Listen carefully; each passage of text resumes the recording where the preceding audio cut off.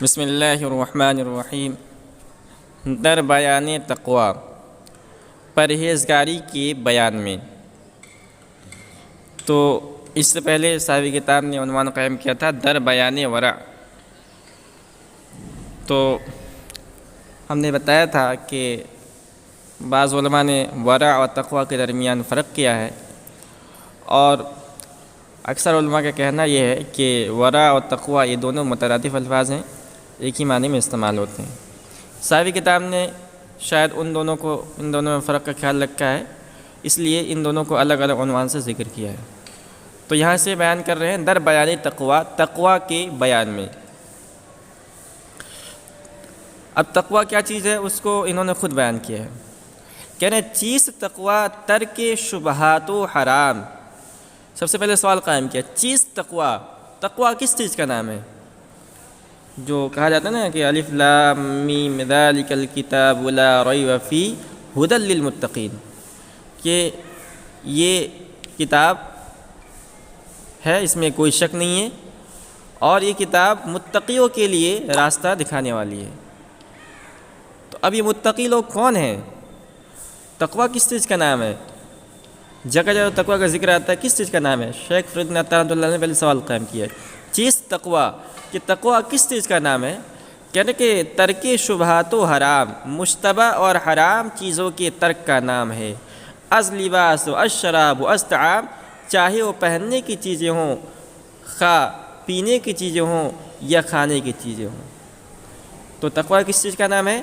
کہ اگر کوئی کھانے کی چیز ہے اور وہ حرام ہے تو اس کو تو چھوڑنا ہی ہے، مشتبہ ہے اس کو بھی چھوڑنا ہے، کوئی پینے کی چیز ہے حرام ہے اس کو بھی چھوڑنا ہے، کوئی کھانے کی چیز ہے حرام ہے اس کو بھی چھوڑنا ہے، کچھ پہننے کی چیز ہے حرام یا مشتبہ اس کو بھی چھوڑنا ہے۔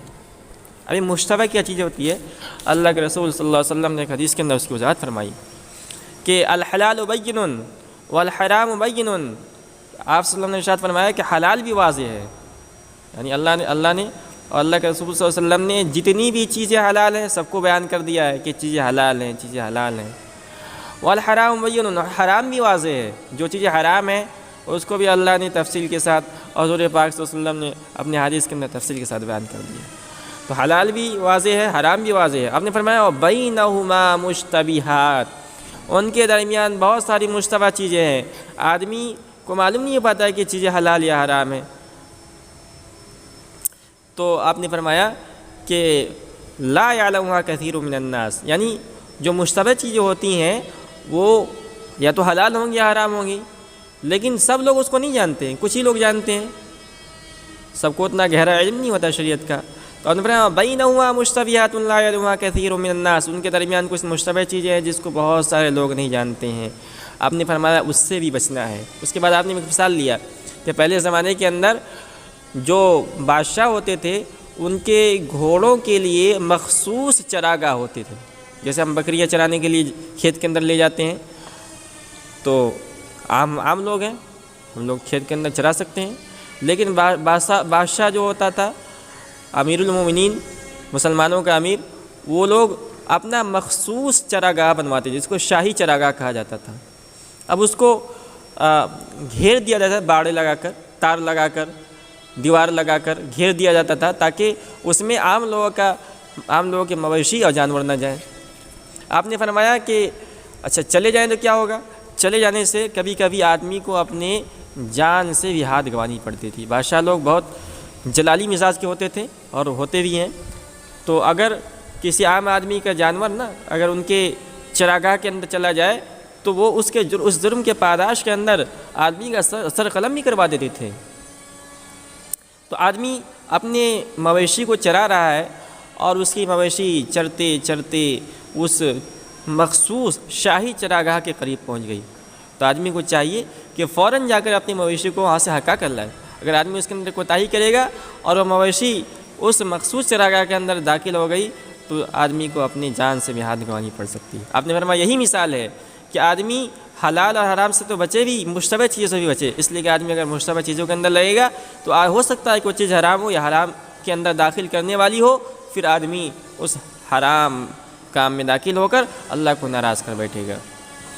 تو خلاصہ یہ ہے کہ تقویٰ یہ ہے کہ آدمی حرام چیزوں کو اور وہ چیز جس کے بارے میں کنفرم معلوم نہیں ہے کہ چیز حلال ہے حرام ہے اس سے بھی بچنے کا نام کیا ہے؟ تقویٰ ہے، خواہ وہ کھانے کی چیز ہو یا پینے کی چیز ہو۔